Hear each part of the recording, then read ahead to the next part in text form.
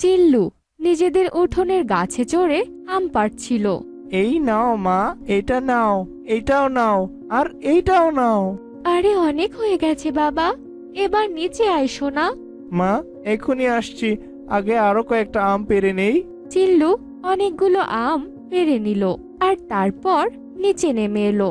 চিল্লু মনের আনন্দে আম খেতে লাগলো। মিষ্টি মিষ্টি আম খেয়ে ওর খুব আনন্দ হচ্ছিল। চিল্লু, আরে এত আম কি তুই একা একা খাবি নাকি? না মা, এতে অনেক বেশি আছে, তুমিও নাম না। চিল্লুর মাও আম খেতে শুরু করে দিল আর কিছুক্ষণের মধ্যেই ওদের পেট ভরে গেল। এবার অনেক হয়েছে, আর একটা আমও আমি খেতে পারবো না। আমিও, কিন্তু আমরা এই আমগুলো নিয়ে কি করব? কি করা যায় বলতো? তোর বাবাও তো এখন বাড়িতে নেই, নয়তো তোর বাবাই সব আমগুলো বাজারে নিয়ে গিয়ে বিক্রি করে আনতো। তার জন্য বাবার কি প্রয়োজন আছে? আমি এই আমগুলো বাজারে নিয়ে গিয়ে বিক্রি করে আসব।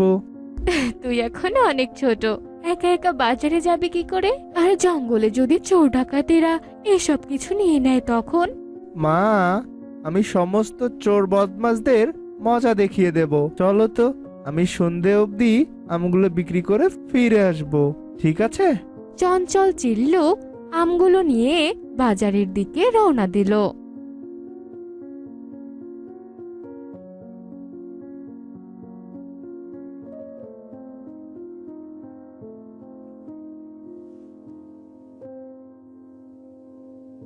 কিন্তু তার মায়ের কথা অনুযায়ী জঙ্গলে দুটো চোর বসেছিল। শুয়ে পড় আমার চোরের রাজা, শুয়ে পড়, এবার বুঝলি? বুদ্ধ লোক একটা। তুই আমাকে বুদ্ধ বললি? তোর এত বড় সাহস! না না গুরু, আমি তো আপনার প্রশংসা করছিলাম। প্রশংসা করছিলিস নাকি গালাগালি দিচ্ছিলিস? আরে গুরু, ওই দেখো, তোমার শিকার এগিয়ে আসছে। চিল্লুকে নিজেদের দিকে আসতে দেখে গুড্ডুর আমার গাট্টু দাঁড়িয়ে পড়ল। আরে, এবার আমি কি করব? আমার বউ বাচ্চা এক সপ্তাহ ধরে না খেয়ে রয়েছে। আরে, আহা, আমার তো মরে যাওয়া উচিত। আমি যে আমার বউ বাচ্চাকে ভর পেট খাওয়াতেও পারি না। আরে গুরু, তুমি এত চিন্তা করছো কেন? তোমার সাহায্যের জন্য উপরওয়ালা নিশ্চয়ই কাউকে না কাউকে পাঠাবে। আরে কাকু, আমি কি আপনাদের কোনোভাবে সাহায্য করতে পারি? তুমি কি আমায় কয়েকটা আম দিতে পারো খাওয়ার জন্য? চিল্লু খুব চালাক, ও একটু ভাবনা চিন্তা করলো। কাকু, আমি আপনাদেরকে এর থেকেও বেশি সাহায্য করতে চাই। আমি তো আসলে আপনাদের সোনার মুদ্রা দিতে চাই। হ্যাঁ, তোমার কাছে কি সত্যি সোনার মুদ্রা আছে? না না, কিন্তু আমি আপনাদেরকে সোনার মুদ্রা পাইয়ে দিতে পারি। সেটা কিভাবে? আমি এই আমগুলো বাজারে নিয়ে যাব, আর তার বিনিময়ে সোনার মুদ্রা পাবো, যেগুলো আপনাদের দিয়ে দেব। এই আমগুলোর বদলে তোমাকে সোনার মুদ্রা দেবে কে? চলুন, আমি বলছি। কিন্তু আপনাকে এই আমের ঝুড়িটা নিজের মাথায় করে বাজার অবধি নিয়ে যেতে হবে, কারণ আমি তো ছোট বাচ্চা, তাই না? আমি তো এত ওজন তুলতে পারবো না। যদি আপনি এই ঝুড়িটা তুলে নেন, তাহলে সমস্ত সোনার মুদ্রা আপনার। এই কিরে গাড্ডু, এই ঝুড়িটা মাথায় নে। কি বলো গুরু, আমি কেন তুলবো? সোনার মুদ্রা তো তুমিই পাবে, তাহলে তুমি তোলো। তুই আমার সাথে তর্ক করছিস? হ্যাঁ, তোর এত বড় সাহস! ছেড়ে দাও, ছেড়ে দাও গুরু, এই তুলছি, আমি নিচ্ছি তো আমি। এরপর গাট্টু আমের ঝুড়িটা মাথায় তুলে নিল আর সবাই মিলে বাজারের দিকে রওনা দিল।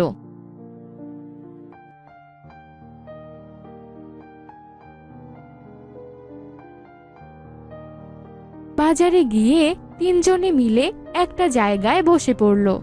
আম, আম, আম, আম, জাদুর আম, জাদুর আম। যে দামেই এগুলো কিনবেন কম মনে হবে। জাদুর আম, জাদুর আম, আম নিয়ে যান আম। চিল্লুর কথা একজন পণ্ডিত শুনতে পেলেন। আসুন আসুন মহারাজ, জাদুর আম নিয়ে যান। আরে আরে আরে, এই আমগুলোর মধ্যে কি এমন থাকতে পারে? এগুলো তো সাধারণ আম। তোমার তো এগুলো আমাকে দান করে দেওয়া উচিত। মহারাজ, যদি এই আমগুলো আপনাকে দান করতে পারতাম তাহলে তো অবশ্যই দিতাম, কিন্তু এই জাদুর আমের একটা রহস্য আছে। এই আম গাছটা হঠাৎ একদিন মাটি ফেটে বেরিয়ে এলো, আর তাতে একসঙ্গে অনেক আম ধরেছিল।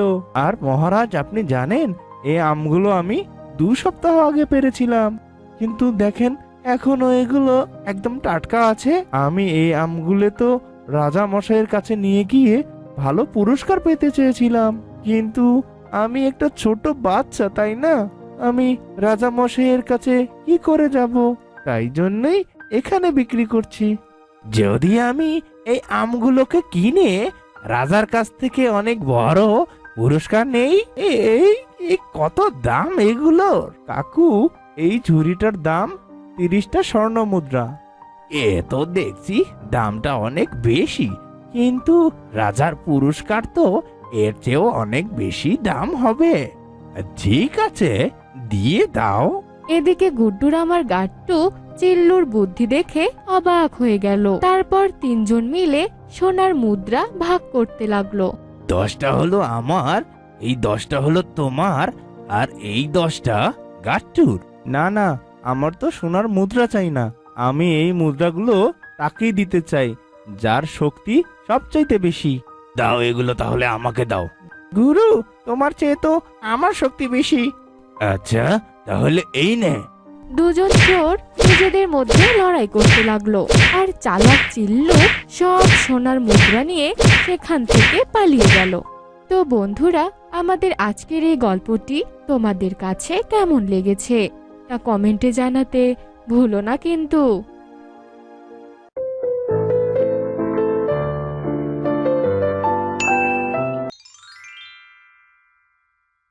এভাবে আর কতদিন গো? মেয়েটা তো অনেক ছোট, হয়তো আর না খেয়ে থাকতে পারি না, তাই না? আমরা দুজন তো খেয়ে না খেয়ে দিন কাটাতে পারি, কিন্তু মেয়েটা তো সব সময় খাবারের জন্য বায়না করে। আমি কি করব বলো তো?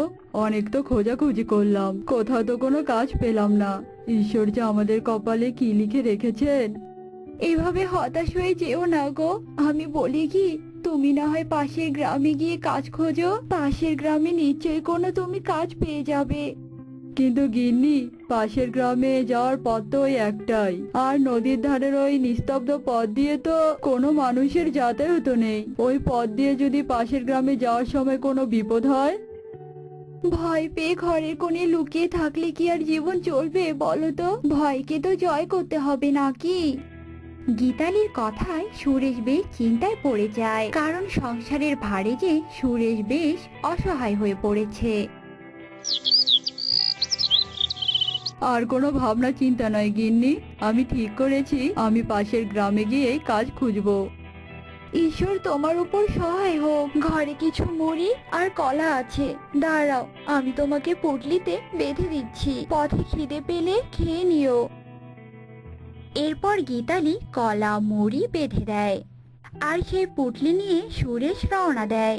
আর নদীর ধারে নিস্তব্ধ পথ দিয়ে যেতে যেতে সুরেশের শরীর শিউরে ওঠে, আর ভয়ে ভয়ে সেই পথ পাড়ি দিয়ে সুরেশ পাশের গ্রামে যায়। আর ওই গ্রামে গিয়ে কাজও খুঁজে পায় সুরেশ। আর সারাদিন কাজ করে সুরেশ যে কটা টাকা পায় তা নিয়ে বাড়ির উদ্দেশ্যে রওনা দেয়, কিন্তু নদীর ধারে আসতে না আসতে সুরেশ ক্লান্ত হয়ে পড়ে। বেশ কদিন পর আজ কাজ পেয়েছিলাম, খাওয়া দাওয়া ছেড়েই কাজ করেছি, আর হাতে টাকা পেয়ে বাড়ির দিকে রওনা দিয়েছি। এখন তো খিদে পেটের মধ্যে ইঁদুর ছোটাছুটি করছে। না, কোথাও বসে একটু খেয়ে নেই, গিন্নি তো আমাকে কলা আর মুড়ি দিয়েছিল। এরপর সুরেশ একটা গাছের নিচে বসে, আর পুটলি থেকে খাবার বের করে খেতে শুরু করে। আর তখনই সেখানে একটা বানর আসে। খাবার খাচ্ছ গো? আমাকে একটু খেতে দেবে? আমি যে বড্ড ক্লান্ত গো। দাও না, দাও না আমার একটু খাবার। বানরের কথা শুনে সুরেশের অনেক মায়া হয়, আর সুরেশ বানরকে একটা কলা খেতে দেয়। আর কলাটা খেতে বানরটা একটা পরীতে পরিণত হয়। একই কাণ্ড, ছিলে বানর আর হলে পরি, তাও আবার একটা কলা খেয়ে। আমার দেওয়া কলার এত জোর, একটা বানরকে কি না পরি বানিয়ে দিল। না গো না, তেমনটা নয়। আমি আসলে একটা পরী ছিলাম। জানো তো, এক তান্ত্রিকের অভিশাপে আমি বানর হয়ে গিয়েছিলাম। আর তান্ত্রিক আমাকে বলেছিল, এই পথের কোনো পথচারী যদি দয়া দেখিয়ে আমাকে খাবার খেতে দেয়, তবে আমি আমার রূপ ফিরে পাবো। কিন্তু এই পথে এতদিন কোনো পথচারী আসেনি। অবশেষে আজ ঈশ্বরের কৃপায় তুমি আজ এখানে এলে, আর তুমি দয়া দেখিয়ে আমাকে খাবার খেতে দিলে। তাই তো আমি আমার নিজেরও ফিরে পেলাম গো। আর তার জন্য আমি তোমাকে পুরস্কৃত করতে চাই। বলো বলো, তুমি কি চাও আমার কাছে? তুমি যে আমার কারণে রূপ ফিরে পেয়েছো, এজন্য আমি অনেক খুশি। তবে আমার কিছু চাওয়ার নেই। আমি যে খুব সাধারণ একজন দিনমজুর, আমার অভাবের শেষ নেই। কোনটা রেখে কোনটা তোমার কাছে চাইবো বলো তো? ও, তবে এই ব্যাপার, ঠিক আছে। আমি তোমাকে নিজে থেকেই একটা উপহার দিচ্ছি, যা তোমার সৌভাগ্যের সহায় হবে।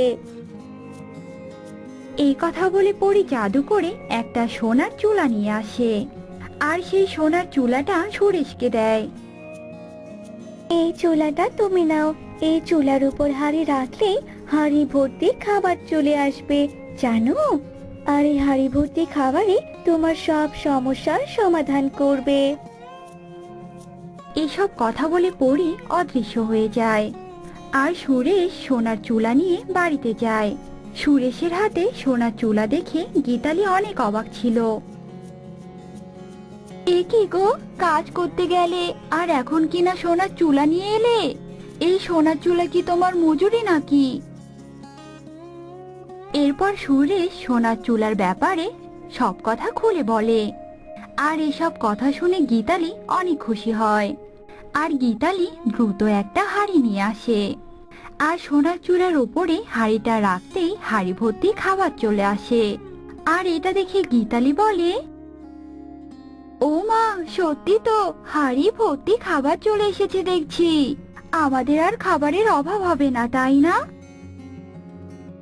এরপর থেকে গীতালি আর সুরেশ সোনার চুলার সাহায্যে খাবার নিয়ে আসে, আর নিজেদের খাবারের অভাব পূরণ করতে থাকে। দেখতে দেখতে বেশ কিছুদিন কেটে যায়। হ্যাঁ গো, বলছি কি, শুধু কি খাবার খেয়ে পেট ভরালে চলবে? সংসারের তো আরো কাজ আছে নাকি? তা বলছিলাম কি, সোনার চুলার সাহায্যে আমরা হাঁড়ি ভর্তি খাবার এনে তো খাবারের দোকান দিতে পারি, আর সেই দোকানে খাবারগুলো বিক্রি করে আমরা আমাদের বাকি চাহিদাগুলো পূরণ করতে পারবো। হ্যাঁ গো গিন্নি, তুমি এটা একদম ঠিক কথা বলেছো। আমি তো এসব আগে ভেবে দেখিনি। আচ্ছা, তবে চলো এবার সবকিছু বন্দোবস্ত করে ফেলি। এরপর সুরেশ আর গীতালি মিলে পাড়ার মোড়ে একটা দোকান দেয়, আর সোনার চুলার সাহায্যে খাবার এনে দোকানে খাবার বিক্রি করতে থাকে। আর সুরেশের এমন পরিবর্তন গ্রামের মাতবর দিনেশের চোখে পড়ে। হ্যাঁ রে সুরেশ, কদিন আগেও তো তোর পেটে ভাত জুটতো না, মানুষের দাঁড়ে দাঁড়ে খুঁজে খাবার খেতি, আর এখন আবার খাবারের দোকান কি করে দিলি বলতো? এই রহস্যটা কি শুনি? মাতবরের কথায় সুরেশ ভয় পেয়ে যায়। সে সত্যি কথাটা বলারও সাহস পায় না। ততক্ষণে মাতবর সোনার চুলার ওপরে হাঁড়ি ভর্তি খাবার দেখতে পায়। একই আমি কি দেখছি? এ তো দেখছি সোনার চুলা। কিরে, এই চুলা তুই কোথায় পেলি রে? তবে কি এ সবকিছু এই সোনার চুলার কেরামতি নাকি? তবে তো আমার এই চুলা চাই চাই। জানতাম মাতবর সাহেব আপনি আমার সোনার চুলার ওপরেই নজর দেবেন, তাই তো আপনাকে সত্যিটা বলতে গিয়েও থমকে গিয়েছিলাম। এ যাই হোক, এবার আমাকে এই চুলাটা দিয়ে দে। তুই যদি এই চুলাটা আমাকে না দিস, তবে কিন্তু তোর কপালে দুঃখ আছে, এই বলে দিলাম। এই কথা বলে মাতবর সোনার চুলার সামনে যায়। খাবারের হাঁড়িটা ফেলে দিয়ে যেই না মাতবর সোনার চুলাতে হাত দেয়, ঠিক তখনই সোনার চুলার ভেতর থেকে একটা রক্তাক্ত হাত বের হয়ে মাতবরকে সোনার চুলার মধ্যে টেনে নেয়। কিন্তু মাতবরকে আর খুঁজে পাওয়া যায় না। আরে এটা কি হলো? যেমন লোভ করেছে তেমন শাস্তিও পেলো। আর সোনার চুলার সাহায্যে সুরেশ তার খাবারের ব্যবসা চালিয়ে যেতে থাকে আর তার সুখে দিন যাপন করতে থাকে।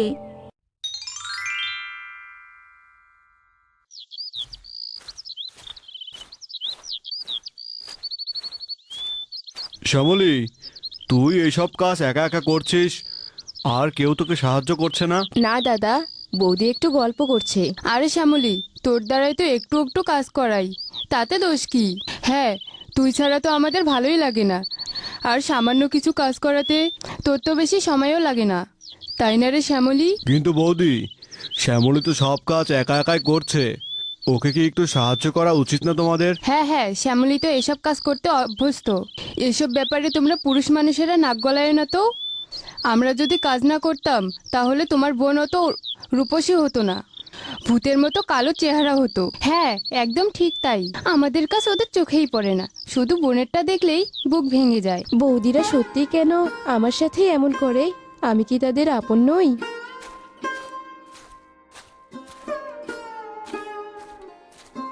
শ্যামলীর বিয়ে আর কাজ করব আমরা, আমাদের কি অন্য কোনো কাজ নেই? মা তো সব কাজ আমাদের ঘাড়ে চাপিয়ে দিল। হ্যাঁ, আর আমরা সবসময় খাটবো, শ্যামলী বসে বসে থাকবে আর সব কাজ আমরা করব। শোন, তোর কি মনে হয় বিয়ের সব কাজ আমরা করে দিলে আমরা সম্মান পাবো? শুধু দরকারের সময় আমাদের খাটিয়ে নিবে।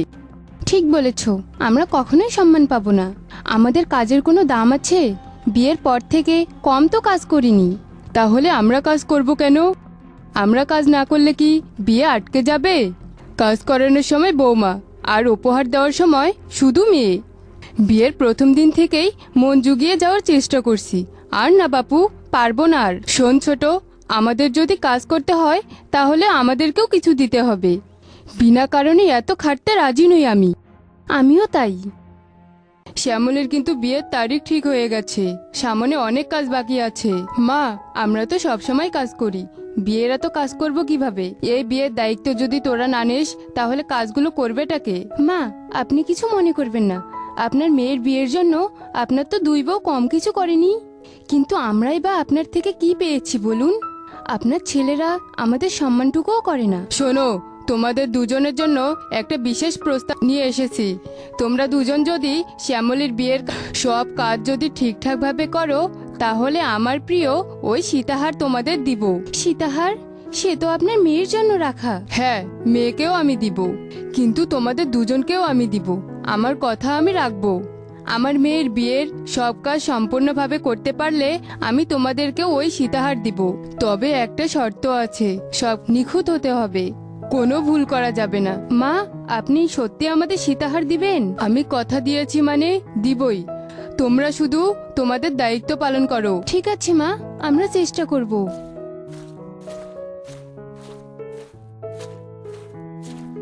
তোমায় বলেছিলাম না মা, যে ওদেরকে লোভ দেখাও, দুজনেরই তো প্রচন্ড লোভ। এভাবে বলিস না খোকা, বিয়ের পর থেকে ওরাও তো সেভাবে কিছু পায়নি। রাত দিন তোরাও তো কথা শোনাস, সবারই তো কিছু আশা থাকে। আগে আমাদের শ্যামলীকে সাজগোজের দায়িত্ব নিতে হবে, এমন ভাবে সাজাবো যেন ওকে অনেক সুন্দর লাগে, আর সেজন্য বিয়ের কেনাকাটাও করতে হবে। সাজগোজের দায়িত্ব তুমি নিবে? তবে আমি কি বসে থাকবো নাকি? আরে না না, তুই আপ্যায়নের দায়িত্ব নে, তোকে এদিকে দেখতে হবে না, অতিথিদের দেখাশোনা করার দায়িত্বটা তুই নে। তুমি যে একা একা সাজগোজ আর কেনাকাটার দায়িত্ব নিতে চাইছো, তবে কি তোমার গোপন ফন্দি আছে? ফন্দি আবার কি থাকবে, সাজগোজের দায়িত্বটা আমি ভালো বুঝি, তুই আপ্যায়নটাই দেখ, ওটাও তো একটা বড় দায়িত্ব। ঠিক আছে, তুমি ওদিকটা দেখো, আপ্যায়নের দায়িত্বটা আমার। দেখি কে কাকে টেক্কা দিতে পারে। আমি কি তোর সাথে প্রতিযোগিতা করছি নাকি? প্রতিযোগিতা না করলেও দেখতে চাই তুমি কতটা ভালো কাজ করতে পারো, তাহলে আমি পিছিয়ে থাকবো কেন? আমিও দেখাবো। ছোট, মা আমাদের দুজনকেই সীতাহার দিতে চেয়েছে, আমরা দুজনের মধ্যে টেক্কা দেওয়ার খেলায় নামলে শ্যামলের বিয়েটাই ভেস্তে যাবে, তখন কিন্তু আমরা কিছুই পাবো না, আর ওদিকে শ্যামলের বিয়েটাও হবে না, একটু ভেবে দেখিস।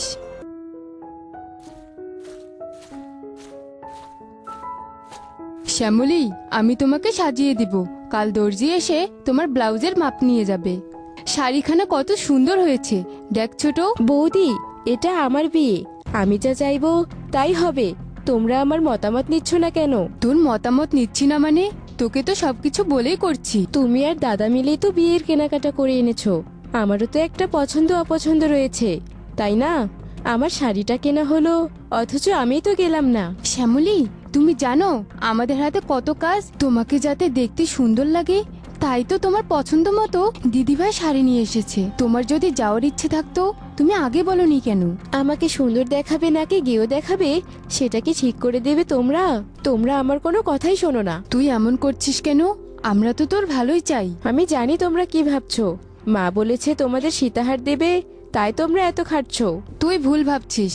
আমরা সীতাহারের জন্য নয়, তোকে যেন ভালো লাগে সেই জন্যই কাজ করছি।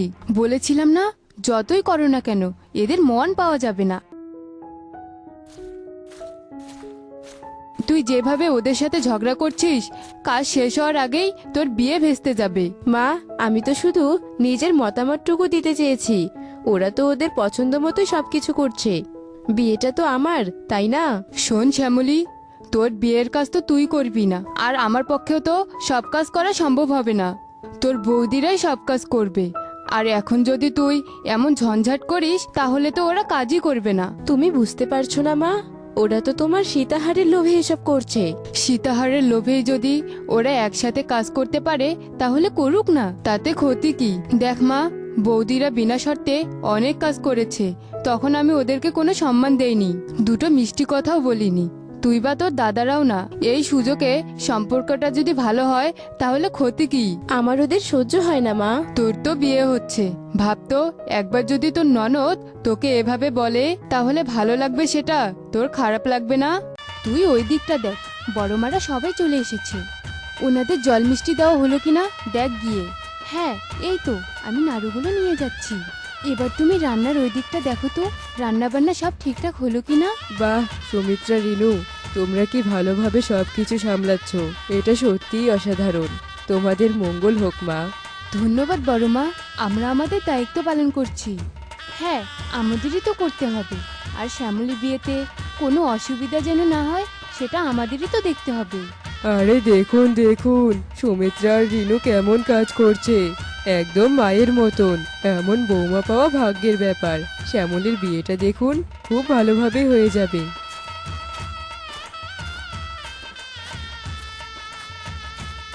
জানিস তো, এই প্রথম ওদের এত প্রশংসা শুনলাম, খুব ভালো লাগছে। ঠিক বলেছ দিদি ভাই, এই প্রথম আমাদের এত সম্মান করছে আর এত ভালোবাসছে। আমরা এটাই তো চেয়েছি এতদিন। বাহ, তোমরা দুজন এত কাজ করেছো, আমি তো ভাবতেই পারছি না। আমরা কাজ করি, এই প্রথমবার তোমাদের নজরে পড়লো, তাই না? একমাত্র ননদের বিয়ে, কাজ তো করতেই হবে।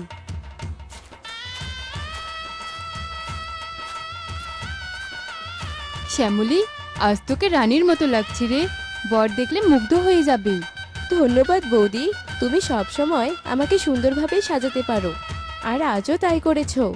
আজকের দিনটা তোমার, তুমি যদি খুশি থাকো তাতেই আমাদের খুশি। দিদি ভাই, বরযাত্রীরা সবাই চলে এসেছে, আমাদের দ্রুত সবকিছু প্রস্তুত করতে হবে। হ্যাঁ চল, বরকে তো বরণ করতে হবে। শ্যামলী, তুমি এখানে বসো, বরকে বরণ করে তুলি আগে, তারপর তোমায় আবার দেখে যাব। নমস্কার বাবা। নমস্কার। ভালোই তো লাগছে, কিন্তু কিন্তু গয়নাগুলি ভালোই তো হয়েছে বাবা। আমার গয়নাগুলো আমার মা এবং দাদা পছন্দ করে নিয়ে এসেছে। এগুলো গয়না? বিয়েতে কেউ এত হালকা আর এরকম গয়না পরে নাকি? তোমরা তো শ্যামলীর বৌদি নাকি? আচ্ছা, তোমাদের কোনো জ্ঞান নেই? নিজের ননদকে বিয়েতে এমন গয়না দিয়েছো? আপনাদের তো জিজ্ঞেস করা হয়েছিল, আপনারা বলেছেন এই বিয়েতে কোনো দাবি দাবা নেই, তাহলে তখন বললেন না কেন? আমি জানতাম যে তোমাদের ন্যূনতম আত্মসম্মান বোধ আছে, তাই নতুন করে কিছু বলবার দরকার নেই। আমাদের সাধ্য অনুযায়ী সবকিছু করেছি, যার যতটুকু সামর্থ্য অতটুকুই করেছি। এরকম গয়না পরিয়ে মেয়েকে আমাদের বাড়িতে তুললে তো পাড়াতে আমাকে নিয়ে হাসাহাসি হবে। আগে জানলে আমি কোনো একটা ব্যবস্থা করে দিতাম।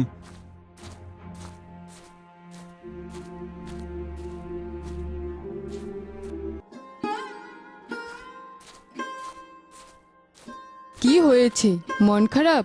এভাবে তোমরা এখানে কেন? আসলে মা, শ্যামলীর বিয়ের কথা ভাবছি। ওর শ্বশুরমশাইয়ের কথাতে আমরা অনেক কষ্ট পেয়েছি। হ্যাঁ মা, ওর শ্বশুরমশাইয়ের কথা একদম অপমানজনক। এর কিছু একটা করতেই হবে। সেটা তো বুঝলাম, কিন্তু কি করবে তোমরা সেটা কি ভেবেছো? আমি ভাবছি কি, যেই সীতাহার আমাদেরকে দেওয়ার কথা সেই সীতাহার শ্যামলীকে দেওয়া উচিত। এতে হয়তো তার শ্বশুরমশাইয়ের মন বদলাতে পারে। ঠিক বলেছো দিদি ভাই, আমরা যদি শ্যামলীকে সীতাহারটা দিয়ে দেই তাহলে হয়তোবা অনেক খুশি হবে আর আমাদের সম্মানও বাড়বে।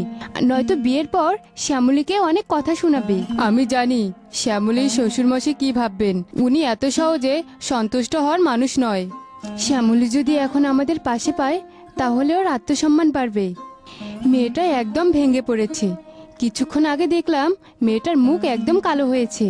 ওর বিয়ের দিনও যদি ওই হাসি খুশি না থাকে তাহলে সবকিছু তো বৃথা যাবে। ঠিক আছে, তোমরা যা ভাবছো তাই করো, কিন্তু শ্যামলী মানবে কি? ধন্যবাদ মা, শ্যামলী অনেক খুশি হবে।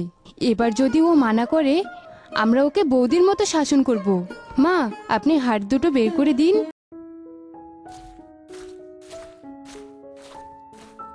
শ্যামলী, আজ তোর বিয়ের দিন। আমরা তোর জন্য একটা বিশেষ উপহার নিয়ে এসেছি। কি এনেছো আমার জন্যে? শ্যামলী, এই সীতাহার দুটো তোমার। কিন্তু আমি তো এটা নিতে পারবো না বৌদি। কেন নিতে পারবে না? এটা তোমার। আর বৌদি কিছু দিতে চাইলে সেটা মানা করবে না। শ্যামলী, হার দুটো তোমার এখন জরুরি। আমরা চাই না বিয়ের পর তোমাকে কেউ কথা শোনাক। কিন্তু কোনো কিন্তু নয়, তোমাকে অনেক সুন্দর লাগছে। সত্যি বলছো? আমি কি সত্যি এত সুন্দর লাগছি? এই সীতাহার দুটো মায়ের না? হ্যাঁ, এটা মায়ের। বৌদিদির পক্ষ থেকে এটা উপহার। ধন্যবাদ বৌদি। আমি কখনোই ভাবতে পারিনি তোমরা আমার জন্যে এতটা ভাবো। তুমি আমাদের পরিবারের একজন, আর সব সময় আমরা তোমার পাশে থাকবো। সত্যি, এমন বৌদিরা থাকলে ননদদের জন্য আর কোনো চিন্তা নেই। হ্যাঁ, সুমিত্রা আর বিনু এই পরিবারের জন্য যোগ্য বউ। মা, আমরা কি ঠিক দেখলাম? তোমার বৌমারা তাদের পাওনা হারগুলো শ্যামলীকে পরিয়ে দিল? আমি তো বিশ্বাসই করতে পারছি না। তোরা শুধু শুধু ওদেরকে নিয়ে হাসাহাসি করেছিস, ওদেরকে অসম্মানই করেছিস। ওরাও তো মানুষ। আমরা যদি ওদেরকে আপন করতে না পারি তাহলে ওরা আমাদের আপন হবে কিভাবে? তুমি হয়তো ঠিকই বলেছ মা, তবে বৌদিদের এমন পরিবর্তন দেখে আমরা খুবই খুশি। হ্যাঁ, সবাই খুশি। আশা করা যায় শ্যামলীর শ্বশুরমশাইয়ের এরপর আর কোনো অভিযোগ থাকবে না।